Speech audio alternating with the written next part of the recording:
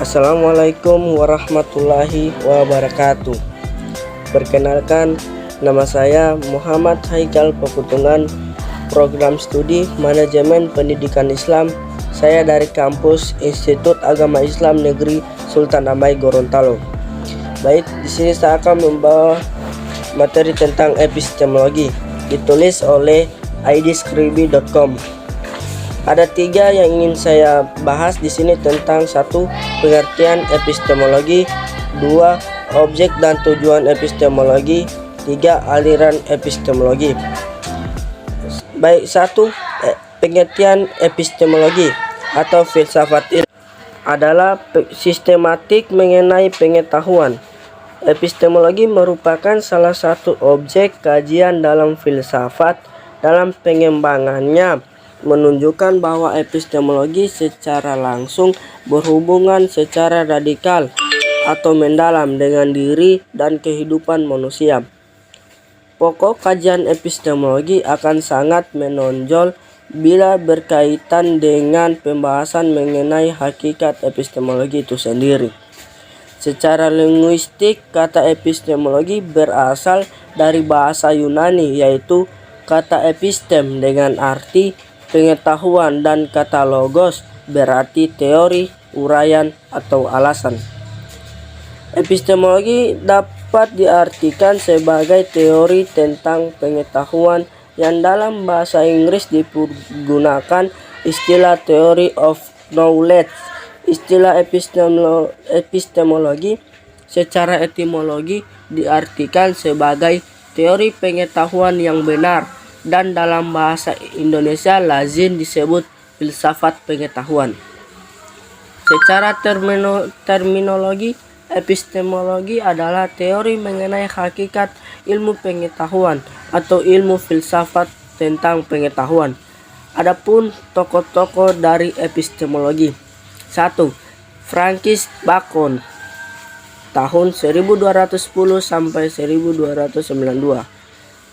2. Thomas Hobbes tahun 1588 sampai 1679. 3. John Locke tahun 1632 sampai 1704. 4. George Berkeley tahun 1665 sampai 1753. 5. David Hume tahun 1711 sampai 1776. 6. Roger Bacon tahun 1214 sampai 1294. 2. Objek dan tujuan epistemologi. Adapun objek epistemologi ini menurut Jujun S. Surya Sumatri berupa segenap proses yang terlibat dalam usaha kita untuk memperoleh pengetahuan. Proses untuk memperoleh pengetahuan inilah yang menjadi sasaran teori pengetahuan dan sekaligus berfungsi mengantarkan tercapai tujuan. Sebab sarana itu merupakan suatu pengantara yang harus dilalui dalam mewujudkan tujuan. Adapun tujuan epistemologi menurut Jacques Maritain, tujuan epistemologi bukanlah hal yang utama untuk menjawab pertanyaan, tetapi untuk menemukan syarat-syarat yang memungkinkan saya dapat tahu. Hal ini dapat menunjukkan bahwa epistemologi bukan untuk memperoleh pengetahuan. Keadaan ini tidak dapat dikendali, akan tetapi yang menjadi pusat perhatian dari tujuan epistemologi adalah lebih penting dari itu, yaitu ingin memiliki potensi untuk memperoleh pengetahuan. 3. Aliran epistemologi. Menurut Ahmad Tafsir tahun 2005 sampai 2004 sampai 2005, 24 sampai 25, ada beberapa aliran yang mengkaji tentang cara memperoleh pengetahuan tersebut, antara lain empirisme. Empirisme ini yaitu aliran yang mengatakan bahwa pengetahuan yang bermanfaat pasti dan benar hanya diperoleh lewat indera atau empiri, dan empirilah salah satunya sumber pengetahuan. Pemikiran tersebut lahir dengan nama empirisme. 2. Rasionalisme. Aliran rasionalisme yaitu tahan yang beranggap bahwa sumber pengetahuan manusia adalah akal atau rasio.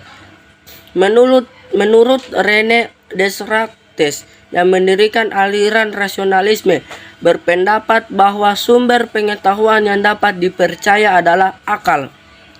Hanya pengetahuan yang didapat dari akal yang memenuhi syarat yang dituntut oleh semua ilmu pengetahuan ilmiah.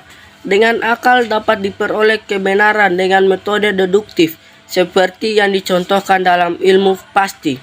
3. Aliran positisme. Aliran positisme aliran yang di dalamnya tampak seperti apa adanya, yang menyatakan bahwa pengetahuan autentik hantar pengalaman yang berdasarkan pengalaman yang nyata. 4. Aliran fenomenologi. Aliran fenomenologi aliran yang punya anggapan bahwa objek atau benda harus diberi kesempatan untuk berbicara, yaitu dengan cara deskriptif fenomenologis yang didukung oleh metode deduktif. Tujuannya untuk melihat hakikat gejala-gejala secara induktif. 5. Aliran kritisisme. Aliran kritisisme ini muncul pada abad ke-18, di mana pada zaman itu ada pertentangan antara pemikiran rasionalisme dan empirisme. Zaman ini disebut zaman pencerahan. Setelah diadakannya penyelidikan atau kritik terhadap peran pengetahuan akal, setelah itu manusia bebas dari otoritas yang sayangnya dari luar manusia. Jadi metode ini dinamakan metode berpikir kritis. Walaupun ia mendasari diri pada nilai yang tinggi dari akal, tetapi ia tidak mengingkar adanya persoalan yang melampaui akal sehingga akal dapat mengenai batas-batasnya. Itulah hasil materi tentang epistemologi. Apabila ada salah kata, saya mohon maaf. Sekian, wallahu muwaffiq ila aqwamit thoriq. Assalamualaikum warahmatullahi wabarakatuh.